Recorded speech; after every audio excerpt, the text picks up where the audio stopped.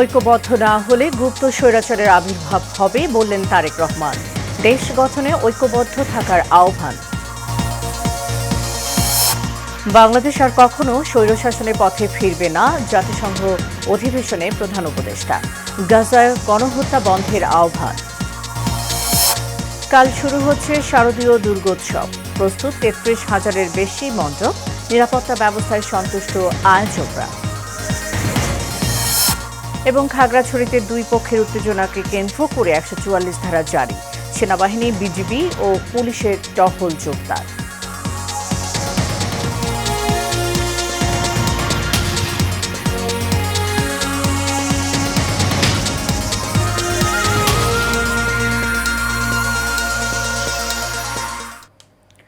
স্বাগত Asian prime নিউজের সাথে আছি সাবরিনা জিয়া। এতক্ষণ শুনছিলেন বিআরবি কেবল ইনভার্সিস লিমিটেড সংবাদ শিরোনাম। এবার চলে যাব পুরো খবরে। বিএনপির ভারপ্রাপ্ত চেয়ারম্যান তারেক রহমান বলেছেন, এখন সময় সবাইকে ঐক্যবদ্ধ হওয়ার। ঐক্যবদ্ধ না হলে দেশে গুপ্ত স্বৈরাচারের আবির্ভাব হতে পারে। আজ কুমিল্লা দক্ষিণ জেলা বিএনপির সম্মেলনে তিনি এসব কথা বলেন। এ সময় দেশ গঠনে সবাইকে ঐক্যবদ্ধ থাকার আহ্বানও জানান তারেক রহমান। বিস্তারিত মঞ্জলে নামের রিপোর্টে।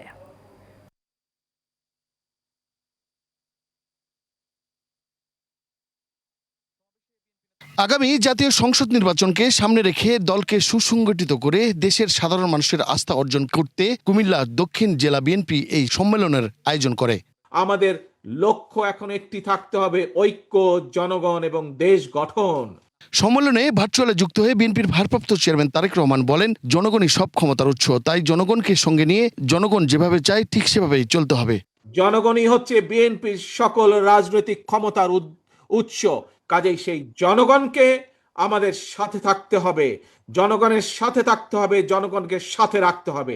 জনগণের সাথে যদি থাকতে হয়, জনগণকে যদি সাথে রাখতে হয়, তাহলে জনগণ যেভাবে চায় আমাদেরকে ঠিক সেভাবেই চলতে হবে।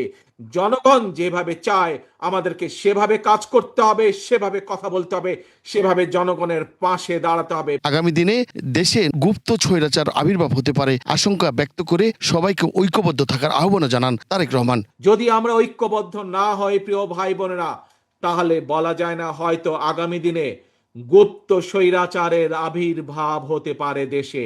কাজে এই গুপ্ত স্বৈরাচার থেকে দেশকে রক্ষা করতে হবে, দেশের মানুষকে রক্ষা করতে হবে আমাদের। দেশকে পুনর্গঠনে নেতাকর্মীদের ঐক্যবদ্ধ হয়ে কাজ করার নির্দেশ দেন তারেক রহমান। সবার আগে বাংলাদেশ, যেখানেই বাংলাদেশের স্বার্থ সেখানেই বিএনপি, যেখানেই বাংলাদেশের স্বার্থ সেখানেই জাতীয়তাবাদী শক্তি। মন্ডলের নাম, এশিয়ান টেলিভিশন, ঢাকা। ছাত্র জনতার অভ্যুত্থানের মধ্য দিয়ে স্বৈরাচারকে বিদায় করে বাংলাদেশ আবারও ঘুরে দাঁড়াতে চাইছে বলে জানিয়েছেন প্রধান উপদেষ্টা অধ্যাপক ডক্টর মোহাম্মদ ইউনূস। জাতিসংঘের ৮০তম অধিবেশনে দেয়া ভাষণে তিনি একথা বলেন। জানান, আগামী বছর ফেব্রুয়ারিতে নির্বাচনের প্রস্তুতি নিচ্ছে সরকার, পাশাপাশি চালিয়ে যাবে সংস্কারের কাজ। এ সময় পাচার হওয়া অর্থ ফেরাতে আন্তর্জাতিক সহযোগিতা চান প্রধান উপদেষ্টা। বিস্তারিত নূর মোহাম্মদ ভূঁইয়ার রিপোর্টে। গত ৩.৫ দশক ধরে জাতিসংঘের শান্তিরক্ষা কার্যক্রমে জাতিসংঘ সাধারণ পরিষদের ৮০তম অধিবেশনে ভাষণ দিয়েছেন বাংলাদেশের অন্তর্বর্তী সরকারের প্রধান উপদেষ্টা ডক্টর মোহাম্মদ ইউনূস। ভাষণের সময় অধিবেশন হলে উপস্থিত ছিলেন তার সঙ্গে সফররত ৬ রাজনীতিক। প্রায় ৬,০০০ বাংলাদেশি শান্তিরক্ষী বাহিনী। ভাষণে প্রধান উপদেষ্টা বলেন, অন্তর্বর্তী সরকারের লক্ষ্য ক্ষমতার সাম্য রক্ষা করা, যেখানে আর কোনো স্বৈরশাসকের আবির্ভাব হবে না। আমাদের লক্ষ্য ছিল ক্ষমতার ভারসাম্যপূর্ণ একটি গণতান্ত্রিক রাষ্ট্র কাঠামো গড়ে তোলা, যেখানে আর কোনো স্বৈরশাসকের আবির্ভাব হবে না। কোনো নির্বাচিত নেতা রাষ্ট্রের গণতান্ত্রিক স্বরূপকে ক্ষুণ্ণ করতে পারবে না, কিংবা রাষ্ট্র জনগণের রক্ষকরা ভক্ষকে পরিণত হতে পারবে না। শাসন ব্যবস্থা, বিচার বিভাগ, নির্বাচন ব্যবস্থা, জনপ্রশাসন, আইন শৃঙ্খলা রক্ষা, দুর্নীতি বিরোধী কার্যক্রম, নারী অধিকার সহ সকল জাতীয় গুরুত্বপূর্ণ ক্ষেত্রে প্রয়োজনীয় সংস্কার করার জন্য আমরা 11টি স্বাধীন সংস্কার কমিশন প্রতিষ্ঠা করি। আগামী বছর ফেব্রুয়ারিতেই আমরা নির্বাচনের প্রস্তুতি নিচ্ছি জানিয়ে সরকার প্রধান বলেন, চলমান থাকবে সংস্কারের প্রক্রিয়া। আগামী বছরের ফেব্রুয়ারি মাসে আমরা জাতীয় নির্বাচন অনুষ্ঠানের প্রস্তুতি নিচ্ছি। পাশাপাশি স্বচ্ছতা ও জবাবদিহিতা, আইনের শাসন নিশ্চিত করবার জন্য আমাদের নিরবচ্ছিন্নভাবে নাগরিক বান্ধব সংস্কার চালিয়ে যাচ্ছি। এ সময় দেশের পাচার হওয়া অর্থ ফেরাতে আন্তর্জাতিক সহযোগিতা চান প্রধান উপদেষ্টা। আমরা নিরলসভাবে এই সম্পদ ফেরত আনার চেষ্টা করছি, কিন্তু সংশ্লিষ্ট দেশগুলোর আইনি প্রক্রিয়া এবং অন্যান্য নানাবিধ প্রতিবন্ধকতার কারণে আমাদের এই প্রচেষ্টা বারে বারে বাধাগ্রস্ত হচ্ছে। তাই যেসব দেশ ও প্রতিষ্ঠান এই পাচারকৃত সম্পদ গচ্ছিত রাখবার সুযোগ দিচ্ছে, তাদের আমি আহ্বান জানাচ্ছি তারা যেন এই অপরাধের সঙ্গে শরিক না হয়। এই সম্পদ তার প্রকৃত মালিককে, অর্থাৎ কৃষক, শ্রমিক এবং সাধারণ করদাতাদের নিকট ফিরিয়ে দেন। গাজার সংকটকে মর্মান্তিক উল্লেখ করে ডক্টর মোহাম্মদ ইউনূস বলেন, এমন অবস্থা চলতে থাকলে ভবিষ্যৎ প্রজন্ম ও ইতিহাস কাউকে ক্ষমা করবে না। শিশুরা না খেয়ে অকাল মৃত্যুবরণ করছে, বেসামরিক জনগোষ্ঠীকে নির্বিচারে হত্যা করছে। নূর মোহাম্মদ ভূঁইয়া, এশিয়ান টেলিভিশন। অন্তর্বর্তী সরকারকে নস্যাৎ করতে পরিকল্পিতভাবে প্রচেষ্টা চলছে বলে মন্তব্য করেছেন বিএনপি সিনিয়র যুগ্ম মহাসচিব অ্যাডভোকেট রুহুল কবির রিজভী। দুপুরে নারায়ণগঞ্জের রূপগঞ্জে আওয়ামী লীগের হামলায় আহত ছাত্রদলের সাবেক নেতা দোলন ভূঁইয়াকে দেখতে গিয়ে সাংবাদিকদের প্রশ্নের জবাবে এ মন্তব্য করেন তিনি। বিগত সময়ে 4 জনের পরামর্শে শেখ হাসিনা সকল অপরাধমূলক কর্মকাণ্ড চালিয়ে গেছে বলেও অভিযোগ করেন তিনি। আজকে যে অভিযোগটা উঠেছে যে প্রশাসনের বিভিন্ন স্তরে আওয়ামী লীগের দোসররা তারা আছে, এবং এই অন্তর্বর্তীকালীন সরকার এবং গণতন্ত্রের বিজয়ের মধ্যে দিয়ে যে মানুষের প্রত্যাশা শান্তির সহাবস্থান তৈরি করা, এটাকে নস্যাৎ করার একটি পরিকল্পিত প্রচেষ্টা চলছে। অন্তর্বর্তী সরকারের মেয়াদ যত দীর্ঘ হবে অর্থনীতির ক্ষতি তত বাড়বে বলে মন্তব্য করেছেন সেন্টার ফর পলিসি ডায়ালগের নির্বাহী পরিচালক ডক্টর ফাহমিদা খাতুন। আজ ডিবেট ফর ডেমোক্রেসি আয়োজিত ব্যাংকিং খাতে শৃঙ্খলা ফিরিয়ে আনতে ব্যাংক একীভূতকরণ নিয়ে ছায়া সংসদ বিতর্ক প্রতিযোগিতা অনুষ্ঠানে প্রধান অতিথির বক্তব্যে তিনি এসব কথা বলেন। তিনি বলেন, একটি দেশের স্থিতিশীলতার জন্য নির্বাচন খুবই গুরুত্বপূর্ণ। ডক্টর ফাহমিদা বলেন, ব্যাংক একীভূতকরণের প্রক্রিয়াটি জটিল। বাংলাদেশ ব্যাংক যদিও 2 বছরের কথা বলছে, তবে 3 থেকে 4 বছর লেগে যেতে পারে।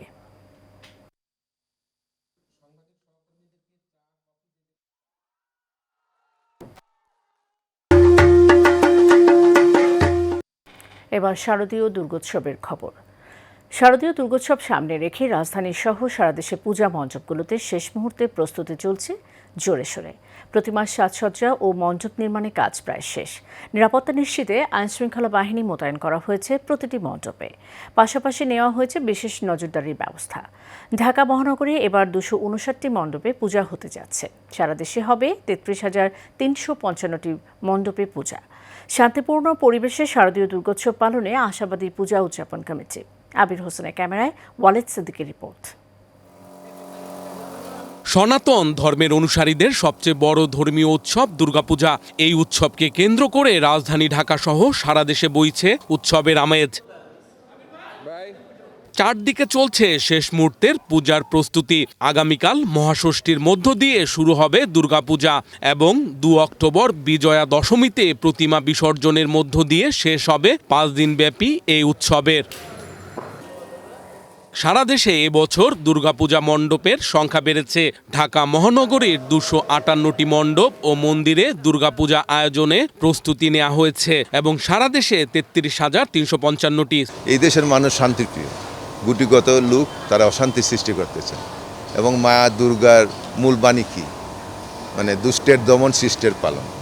তা আমি বিশ্বাস করি এই দেশের সুশীল সমাজ, রাজনৈতিক নেতৃবৃন্দ এবং প্রশাসনের সর্বস্তরে কাঠামো, সরকারি পর্যায়ে এবং বেসরকারি পর্যায়ে সবাই মনে প্রাণে বিশ্বাস করে শারদীয় দুর্গোৎসব সুন্দর, শান্তিপূর্ণ এবং আনন্দমুখর পরিবেশে অনুষ্ঠিত। আমরা সেটা বিশ্বাস করি।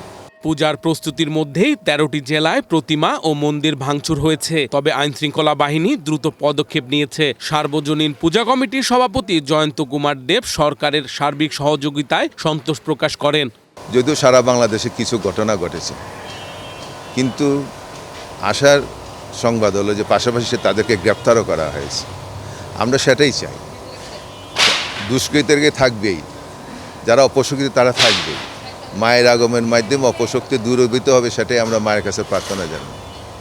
এবং এই যে গ্রেপ্তার হওয়ার যে প্রবণতা, যারা দোষী তাদের শাস্তিতে আনা হোক, যাতে ভবিষ্যতে এই অপকর্ম করার সাহস কেন। দুর্গাপূজা উপলক্ষে রাজধানী ঢাকাসহ সারা দেশের প্রতিটি পূজা মণ্ডপে নিরাপত্তা রক্ষায় পুলিশ, র্যাব সহ আইনশৃঙ্খলা বাহিনীর সদস্যরা দায়িত্ব পালন করছেন। Walid Siddiqui, Asian television, Dhaka. খাগড়াছড়িতে পাহাড়ি ও বাঙালিদের মধ্যে উত্তেজনাকে কেন্দ্র করে ১৪৪ ধারা জারি করেছে জেলা প্রশাসন। আজ বেলা ২টায় জেলা সদর উপজেলা ও পৌরসভা এলাকায় এ আদেশ দেয়া হয়। পরবর্তী নির্দেশনা না দেওয়া পর্যন্ত ১৪৪ ধারা বলবৎ থাকবে। খাগড়াছড়ি জেলা ম্যাজিস্ট্রেট ABM ইফতেখারুল ইসলাম খন্দকারের সই করা এক আদেশে এই তথ্য জানানো হয়। ইতোমধ্যে শহরের গুরুত্বপূর্ণ এলাকায় বিজিবি মোতায়েন করা হয়েছে। আইনশৃঙ্খলা পরিস্থিতি স্বাভাবিক রাখতে সেনাবাহিনী ও পুলিশ টহল জোরদার করা হয়েছে। এর আগে এক পাহাড়ি কিশোরীকে দলবদ্ধ ধর্ষণের ঘটনায় জড়িত ব্যক্তিদের বিচারের দাবিতে যুগ্ম ছাত্ররা জনতার ব্যানারে আজ দিনব্যাপী অবরোধ কর্মসূচি পালিত করেছে। এই কর্মসূচি চলাকালে ইটপাটকেল নিক্ষেপের ঘটনা ঘটে। এরপর দুই পক্ষের মধ্যে পাল্টা ধাওয়ার ঘটনা ঘটে।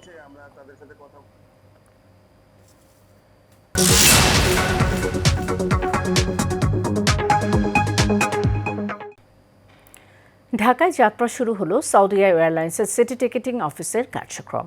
বিকেলে রাজধানী গুলশানে সৌদিয়া এয়ারলাইন্সের অফিস উদ্বোধন করেন ঢাকায় নিযুক্ত সৌদি আরবের রাষ্ট্রদূত ডক্টর আবদুল্লাহ জাফর H বিন আবিয়াহ। এ সময় উপস্থিত ছিলেন সৌদিয়া এয়ারলাইন্সের আন্তর্জাতিক সেলসের সহকারী ভাইস প্রেসিডেন্ট মিশর মোহসেদ আল মুসাইদ, পররাষ্ট্র সচিব ডক্টর মোহাম্মদ নজরুল ইসলাম ও বাংলাদেশের সৌদিয়া এয়ারলাইন্সের GSA গ্যালাক্সির ব্যবস্থাপনা পরিচালক আহমেদ ইউসুফ ওয়ালিদ।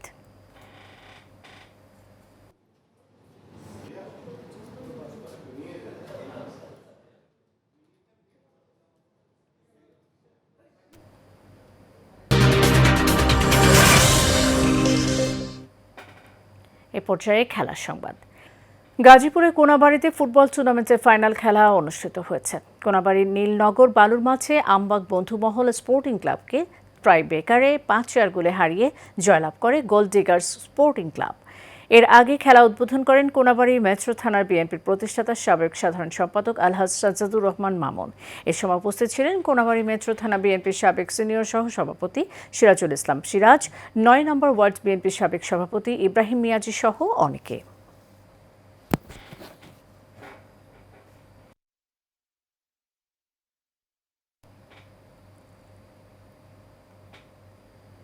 শেষ করবো এশিয়ান প্রাইম নিউজ। যাবার আগে BRB কেবল ইন্ডাস্ট্রিজ লিমিটেড সংবাদ শিরোনাম জানিয়ে দেব আরও একবার।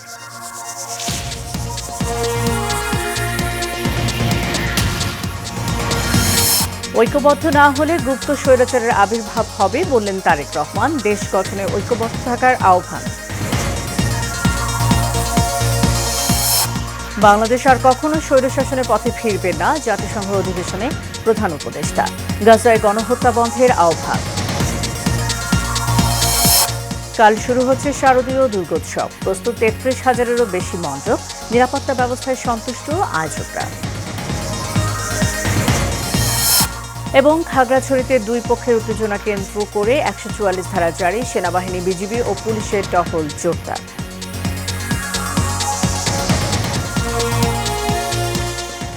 এশিয়ান নিউজ এ পর্যন্তই। পরের সংবাদ দেখার আমন্ত্রণ রইল। ধন্যবাদ সাথে থাকার জন্য।